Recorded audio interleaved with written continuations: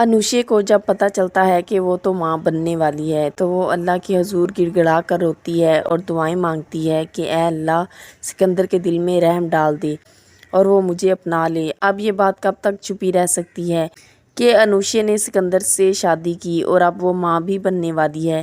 علیزے جیسے ہی کمرے کی صفائی کر رہی تھی تو اس کے ہاتھ کچھ رپورٹس لگتی ہیں اور وہ رپورٹس دیکھ کر تو علیزے کے پاؤں تلے سے زمین ہی نکل جاتی ہے کہ انوشے اتنا بڑا گناہ کیسے کر سکتی ہے۔ وہ رپورٹس لا کر انوشے کو دکھاتی ہے اور اسے کہتی ہے کہ یہ تم نے کیا کیا اور تم یہ سب کیسے کر سکتی ہو، یہ گناہ ہے اور تم جانتی ہو کہ ماں کو جب یہ سب پتہ چلا تو وہ تو مر ہی جائے گی، وہ زندہ نہیں رہ پائے گی۔ ہماری ماں نے ہم دونوں کو کتنی محنت سے پالا، تو تمہیں اس کا کوئی احساس نہیں، تم کتنی بے حس ہو گئی ہو۔ تو انوشے کہتی ہے کہ میں نے کوئی گناہ نہیں کیا، اس نے مجھے دھوکہ دیا، اس نے مجھ سے شادی کی اور شادی کے ایک دن بعد ہی اس نے مجھے طلاق دے کر گھر بھیج دیا۔ میری محبت تو سچی تھی اور میں نے دل سے اسے اپنایا تھا، لیکن اس کے دل میں میرے لیے کھوٹ تھی اور کوئی محبت نہیں تھی۔ اس نے کبھی مجھ سے محبت کی ہی نہیں، اس نے تو صرف مجھ سے بدلہ لینا چاہا۔ دوسری طرف سکندر بھی اب کچھ پریشان ہے اور اسے اب انوشے کی بددعائیں یاد آ رہی ہیں اور وہ اب ایک لمحے کے لیے ڈر بھی جاتا ہے اور اسے خیال آتا ہے کہ انوشے کیا واقعی ماں بننے والی ہے اور اس کے ساتھ کیا میں نے بہت غلط کر دیا۔ سکندر کو تو اب احساس ہی نہیں کہ اس نے انوشے کے ساتھ کتنا برا کیا۔ یہی بات جب وہ عریشہ کے ساتھ ڈسکس کرتا ہے تو وہ اسے کہتی ہے کہ تمہیں گھبرانے یا ڈرنے کی کوئی ضرورت نہیں، تم بے فکر رہو، وہ لڑکی صرف اور صرف تم سے پیسے بٹورنا چاہتی ہے، اس لیے تو وہ یہ سب کر رہی ہے۔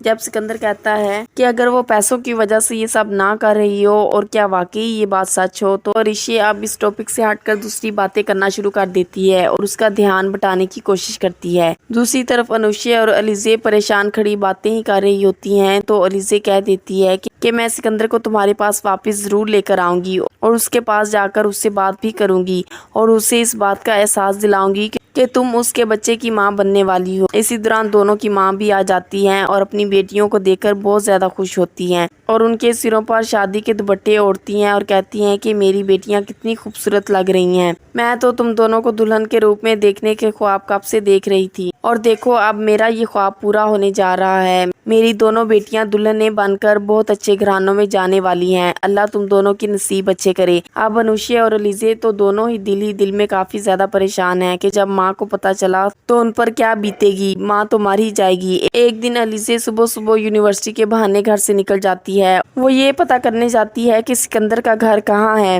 راستے میں حمزہ کی گاڑی بھی خراب ہو جاتی ہے اور وہ جیسے ہی رکشے میں بیٹھتا ہے تو ساتھ ہی علیزے بھی اس رکشے میں بیٹھ جاتی ہے۔ اب وہ دونوں ایک ہی رکشے میں بیٹھے اپنی منزل کی طرف رواں دواں ہوتے ہیں۔ حمزہ اب علیزے سے بات کرنا چاہتا ہے لیکن علیزے اس کو اگنور ہی کرتی ہے اور بات کرنے سے گریز کرتی ہے۔ اسے تو اب یہی فکر ہوتی ہے کہ کسی نہ کسی طریقے سے سکندر کے گھر کا پتہ مل جائے۔ دوسری طرف حمزہ اس سے پوچھتا بھی ہے کہ اگر آپ کو کوئی کام ہے یا کچھ پوچھنا ہے تو پلیز مجھے بتائیں، میں آپ کی مدد ضرور کر سکتا ہوں۔ مگر علیزے تو حمزہ کو گھاس بھی نہیں ڈالتی اور ایک گھر کا دروازہ نوک کر کے پوچھتی ہے کہ کیا یہ سکندر کا گھر ہے؟ تو وہ لوگ کہہ دیتے ہیں کہ نہیں۔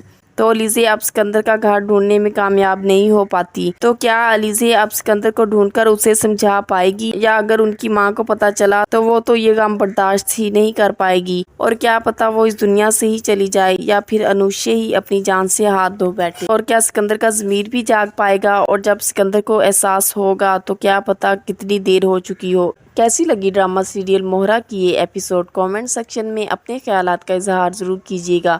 مزید ویڈیوز کے لیے چینل کو سبسکرائب اور بیل آئیکن کو پریس کرنا مت بھولیے۔ شکریہ۔